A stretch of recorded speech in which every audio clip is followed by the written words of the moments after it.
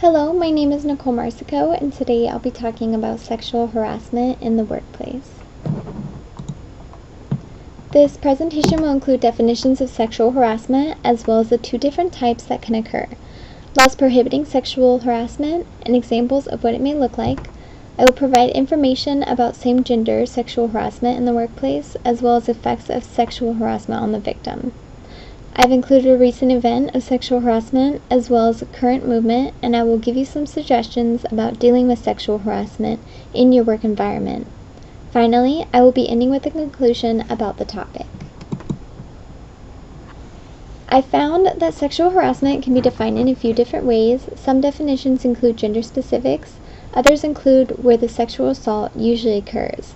In retrospect, sexual harassment is generally unwelcome sexual advances, requests, or remarks, or in some cases, physical contact. This could be in the workplace, a professional situation, or an academic or social setting, but for this topic, we are considering a workplace environment. There are two types of sexual harassment outlined by the EEOC guidelines. One is quid pro quo, and the other is hostile or offensive environment. For quid pro quo to occur, a benefit relating to employment, such as securing a job or for favorable treatment, is offered to an employee in exchange for sexual favors. This request is refused, and this individual suffers from a tangible job detriment, such as getting fired or loss of pay. Hostile or offensive environment is less clear, however more common than quid pro quo. The Supreme Court defines this as the workplace is permeated with discriminatory intimidation, ridicule, and insult that is sufficiently severe or pervasive to alter the conditions of the victim's employment and create an abusive working environment. This does not necessarily involve power or authority differences, but it may include attempts to defend status or position. In particular, this does not need a tangible economic impact to occur. However, two requirements are to be shown. One is that the sexual conduct must be unwelcome, and the second is that the plaintiff must show that the behavior by the offender is so severe or pervasive that it has created an intimidating, hostile, or offensive working environment. From the EEOC website is the definition: sexual harassment is a form of sex discrimination that violates Title VII of the Civil Rights Act of 1964. Title VII applies to employers with 15 or more employees, including state and local governments. It also applies to employment agencies and to labor organizations, as well as to the federal government. In 1980, the Equal Opportunity Commission, or the EEOC, created guidelines on sexual harassment that I've included on this slide. In these guidelines, quid pro quo and hostile or offensive work environments are described. Examples of sexual harassment in a work environment include remarks of sexual nature that involve sexist comments, violation of personal space, offensive language, put-downs, displaying sexual-oriented objects, and of course verbal abuse. Unwanted physical contact, requirements of sexual services, and at the most extreme, sexual assault. These types of sexual harassments could be in emails, text messages, Facebook posts, or other social media posts. There's a bit of a gray area with sexual harassment. However, if it persists after the target has asked for it to stop, then it is clearly a sexual harassment case. Sexual harassment is not gender specific. It can happen man to woman, woman to man, or woman to woman. Same-gender sexual harassment has been increasing, however Title VII was not able to keep up with it. But in 2007, a bill was passed by U.S. Congress making it illegal for employers to engage in sexual discrimination or harassment for gender expression or identity and sexual orientation. Title VII still does not cover homosexual or transgender discrimination, but the United States Supreme Court has extended the reach of harassment law by allowing plaintiffs the capability to not have to show the creation of hostile environment was motivated by sexual desire when the harassment is the same gender. The homosexual plaintiffs may have fear of being outed for their sexuality by reporting the misconduct, and heterosexual plaintiffs may fear that people will see them as being homosexual, and that's where sexually harassed by the same gender which can lead to the case being extremely difficult to overcome, or those plaintiffs to stop from reporting the incidents. This slide is to provide a better understanding about who reports sexual harassment versus how many people have actually experienced it. This analysis of data was derived from national surveys indicating that a very small percentage of people experiencing sexual harassment go through with reporting it. There was only 5 to 10% reported cases by men and women in 2011, when 10 to 20% of men and 40 to 70% of women indicated that they had experienced sexual harassment. There has been a drop in annual claims from 1997, raising a few questions about the reasons behind it. A couple of inferences could be that the businesses have more protocols in place or better employee training. But there could be more fear from people in general about being judged for their decision to report the sexual harassment, or fear of reprimand from the company. Also, there could be more confidential settlements happening behind closed doors to keep businesses out of the public's eye or to save money from large cases. Even with the annual drop of sexual harassment claims, there are still many going unreported. Effects of workplace sexual harassment on the victim. There is an overwhelming amount of effects of workplace sexual harassment on victims, which can often be difficult to see or to understand by someone who has not gone through it themselves. These effects not only hinder physical job performance, but also burden the victim emotionally. And the people involved don't need to be the actual victim to be psychologically affected by it. The observers of harassment can be as psychologically affected as the victims themselves, causing energy to drain and the workplace to fall apart while production diminishes. Many people try to hide their feelings, causing psychological effects of sexual harassment to be difficult to notice. The fear of blame or being fired can prevent people from speaking out, as well as the possible loss of income, social approval, or friends.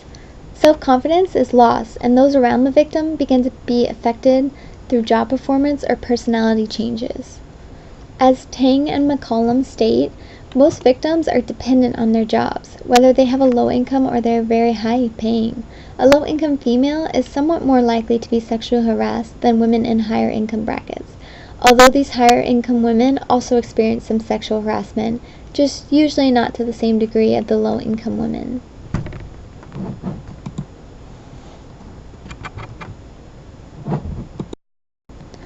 An example of a recent event of sexual harassment is Harvey Weinstein's case. 50 women have accused Harvey Weinstein, a successful Hollywood producer, of sexual harassment, including famous movie stars such as Ashley Judd, Rose McGowan, Angelina Jolie, and Gwyneth Paltrow, as well as many employees of Weinstein, who were often given roles in productions or payoffs after the situations occurred. This has been happening for 3 decades, with many documented cases, although Weinstein denies that most accusations as patently false. Why this situation is relevant is because so many people that worked under Weinstein knew of these inappropriate conducts happening, and only a handful confronted him about it. Weinstein enforced a code of silence, contracts stating employees will not criticize it or its leaders in a way that could harm its business reputation or any employee's personal reputation. And although Weinstein was known as a predator amongst many women, some said they did not report his behavior because there was no witnesses, they felt embarrassed, or they feared retaliation. While some others did begin to report it, these were the women accepting payouts and agreed to confidentiality clauses preventing them to speak up about what happened. Although there are many sexual harassment cases right now in the entertainment industry, sexual harassment is prevalent in many jobs and businesses, and happened for a very long time. It can occur at any level of payment or profession. A few more examples are Britain's Defense Secretary Michael Fallon, who quit because of a series of allegations of sexual misconduct, and the director of International Art Fair, Benjamin Ginocchio, was accused of sexual harassment by his colleagues. There are countless sexual harassment cases and many more that have never been reported on. As for the Me Too movement, men and women have used the Me Too hashtag to share personal stories of sexual harassment and assault to create a conversation about changing the world. The movement was created by Tarana Burke, who in 1996 was a youth camp director when a young girl talked about her experience with sexual assault privately to Burke. The movement was originally created to help young women of color who had survived sexual abuse, assault, and exploitation as a way of saying, I'm not ashamed and I'm not alone. Now it's used by men and women of all ages. After the allegations against Harvey Weinstein surfaced, this movement became widespread across the nation, taking over social media platforms with confessions by movie stars, business owners, politicians, and everyday people crying out in numbers to raise awareness of the staggering amount of people that have experienced sexual harassment. My hope to bringing these recent events up is to get an understanding of how prevalent sexual harassment in the workplace is, and how important it is that the victims or survivors can safely report it and the people performing these behaviors will have repercussions in the future. There are a few examples of what an employer and an employee can do with sexual harassment in their work environment. The employee can file criminal charges if the harassment includes actual or attempted rape or assault. You can confront the perpetrator by stating in clear terms that you want the sexual harassment to stop immediately, or you will file charges. Documentation is key with this, including specifics about what the person is doing that you want to stop, and make them sign it or address it in a letter. If they're told to stop and they do not, you can gather support, or you can discuss the situation with your supervisor. If your supervisor or the offender does not stop or it does not help you, gather support from your coworkers or contact HR and get their support. If none of this works, or you are fired or you lose pay, file a complaint with Human Rights Commission or with the Fair Employment Practices Agency. The last resort would be to pursue legal action. As for the employers, they can have continuous training for themselves and their employees on how to recognize or stop sexual harassment in the workplace. There should be policies and guidelines in place if an event were to occur. That way everyone understands the rules and it's not taken lightly when something does happen. An important aspect as a manager is to trust, and to earn your trust, you must be able to listen to your subordinates. You may be the only person that they can turn to. And just be overall aware of your work environment.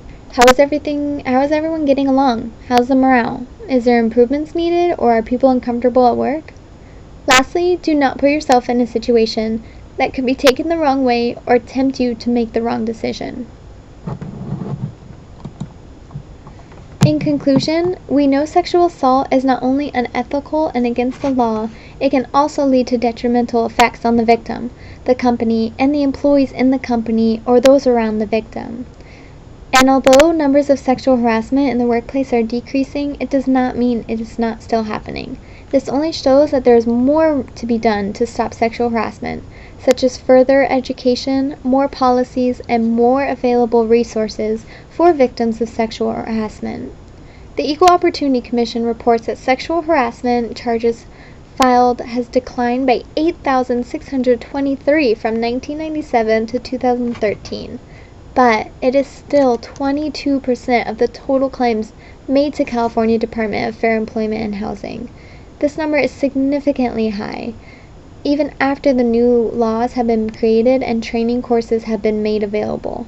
Hopefully, these numbers continue to drop. However, we should not stop creating programs for victims, training employees, or reporting statistical references to show how harmful sexual harassment can be. Thank you for your time, and I hope you have learned more about sexual harassment in the work environment and how it is unethical, illegal, and harmful to everyone involved.